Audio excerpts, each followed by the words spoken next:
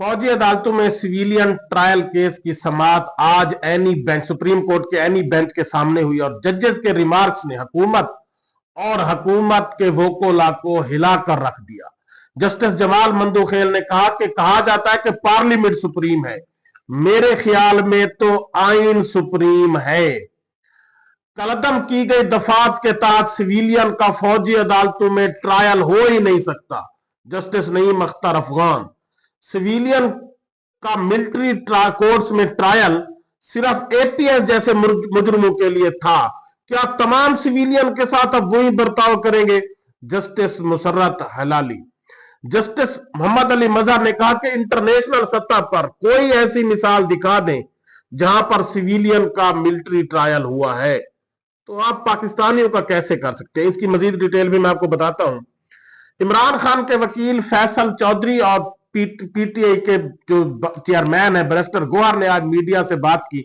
उन्होंने इमरान खान से भी मुलाकात की और उसके बाद मीडिया से बात करते हुए कहा, इमरान खान ने कहा कि मेरे केसेस का मुज़ाकरात से कोई ताल्लुक नहीं है। और बैरिस्टर गोहर और फैसल चौधरी ने कहा कि इमरान खान ने कहा कि आप अपने दोनों मुतालबात रिटर्न सूरत में भी लिख कर दे दे ताकि हुकूमत को इससे जो वो एक भागने का एक रास्ता तलाश कर रही है वो भी ना मिल सके। और शेर अफजल मरवत ने भी आज उनसे मुलाकात नहीं करवाएगी और उन्होंने ये कहा कि मैं सुप्रीडेंट अडियाला जेल और जेल खाना जात के जो वजीर है उनके आईजी जेल खाना जात, उन दोनों के ऊपर मैं तौहीन अदालत का केस करने लगा हूं। और ये जो सुप्रीडेंट अडियाला जेल अब्दुल गफूर है ये पैसे लेकर मुलाकात करवाता है। इन सब की डिटेल से पहले आपसे गुजारिश है कि मेरे चैनल को सब्सक्राइब करें, लाइक करें, शुक्रिया। आज जस्टिस अमीनुद्दीन की सरबराही में जो 7 रुकनी एनी बेंच है उसमें फौजी अदालतों में सिविलियन के ट्रायल केस की समाअत हुई और हैरान कुन बात यह है कि अभी ये एक एनी बेंच में ये केस चल रहा है। पहले ये सुप्रीम कोर्ट में चल रहा था, अब ये एनी बेंच में चल रहा है कि क्या सिविलियन का मिलिट्री ट्रायल हो सकता है, मिलिट्री ट्रायल या नहीं हो सकता मिलिट्री कोर्ट में।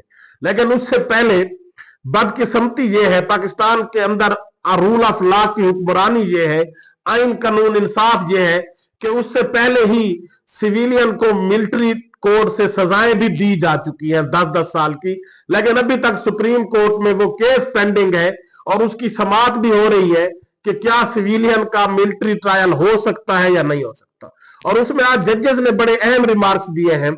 जस्टिस जमाल मंदुखेल ने कहा कि कहा जाता है पार्लियामेंट सुप्रीम है, मेरे ख्याल में तो आइन सुप्रीम है। आम तासुर छोड़ें, बताएं सिविलियन का मिलिट्री ट्रायल हो सकता है या नहीं? जब हमारे जवान शहीद होते हैं तो क्या उन पर हमला करने वालों का भी मिलिट्री ट्रायल होगा? जस्टिस मुसर्रत हिलाली ने कहा कि जब आर्मी एक्ट में आते हैं तो क्या सारे बुनियादी हकूक मुअत्तल कर दिए जाते हैं? लोगों को उनके लड़ाकीन से भी नहीं मिलने दिया जाता, उनको कोई मुलाकात भी नहीं करवाई जाती, उनको हब्स बेजा में रखा जाता है। जस्टिस नईम अख्तर अफगान ने कहा कि कलदम की गई दफात के तहत सिविलियन का फौजी अदालतों में ट्रायल हो ही नहीं सकता। तो फिर वजारत दिफा के वकील ख्वाजा हारिफ साहब आगे बढ़े और उन्होंने सिविलियन का जो मिलिट्री ट्रायल कलदम करार देने वाला फैसला है वो पढ़कर सुनाया। और फिर ख्वाजा हारिफ साहब ने कहा कि FBI अली यानी ब्रिगेडियर फर्रुख बख्त अली केस में यह तय पा चुका था कि सिविलियन का फौजी अदालतों में ट्रायल हो सकता है।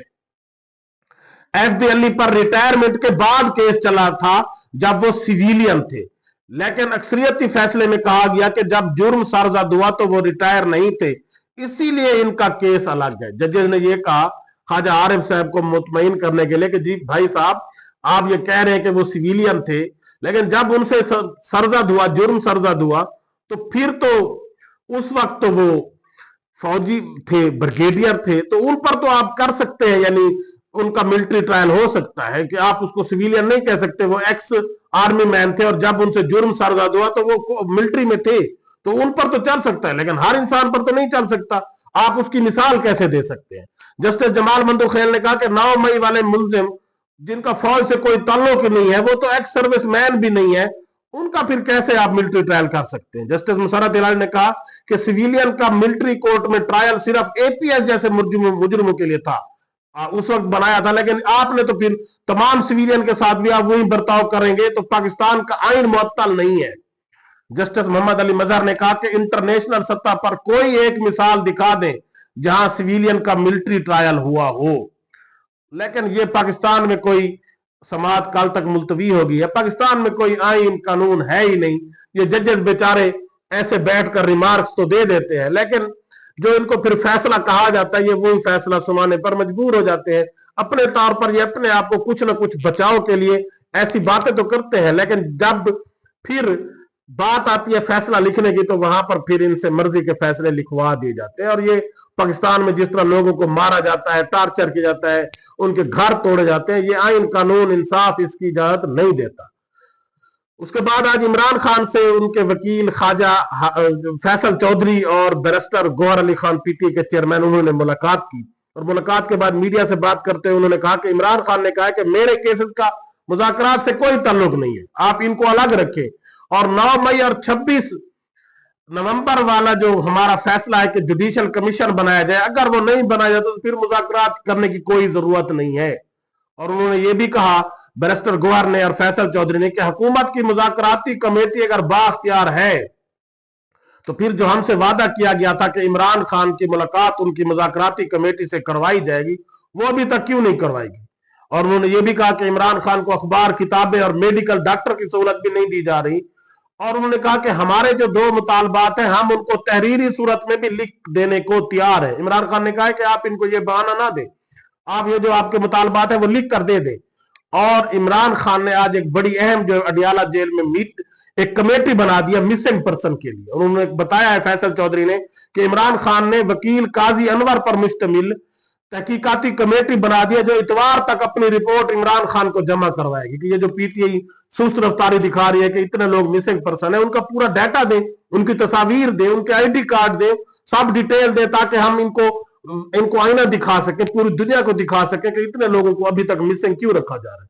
और ये पार्टी अभी तक उसके बारे में कोई तेजी नहीं दिखा रही, कोई एक्टिव नहीं है कि मिसिंग पर्सन का एक डिटेल्ड डाटा दिया जाए जो सब लोग उसको तकरीबन हुकूमत को भी हैंड ओवर करें, पब्लिश करें, सोशल मीडिया पर दे, लोगों को बताएं, जजेस को बताएं, अदालतों को बताएं, सब लोगों को। तो इमरान खान ने काजी अनवर पर मुश्तमिल तहकीकाती कमेटी बना दी है जो एक सीनियर वकील है, और उनको कहा है कि इतवार तक आप इसकी फाइनल रिपोर्ट भी देंगे और हमें डिटेल से देंगे कि कितने लोग मिसिंग है। उसके बाद शेर अफजल मरवत जो आज तरीके इमरान खान से मिलने अडियाला जेल पहुंचे, उनसे उनकी मुलाकात नहीं करवाई गई। और शेर अफजल मरवत ने कहा कि मुझे बावसूख जराये से पता चला है कि सुप्रीडेंट अडियाला जेल अब्दुल गफूर अंजम पैसे लेकर मुलाकात करवाता है। मुझे कुछ लोगों ने कहा अगर आपने मुलाकात करनी हो तो पहले इसका पैसा दे दिया करें तो ये आसानी से मुलाकात करवा देगा। शेर अफजल मरवत ने कहा कि हमें अदालत ने कहा हुआ है कि इन्होंने हमारी मुलाकात करवानी है, लेकिन ये हमारी मुलाकात नहीं करवा रहे, इसीलिए मैं फिर आईजी जेल खाना जात और इस सुप्रीडेंट अडियाला जेल के खिलाफ तौहीन अदालत का केस कल तक दायर करूंगा। और उन्होंने कहा कि इमरान खान को ये इन्होंने तनहा रखा हुआ है, किताबें नहीं दी जाती उनको, उनकी एक्सरसाइज मशीन नहीं जाती है, ये बुनियादी इंसानी हकूक की भी खिलाफ वर्जी है।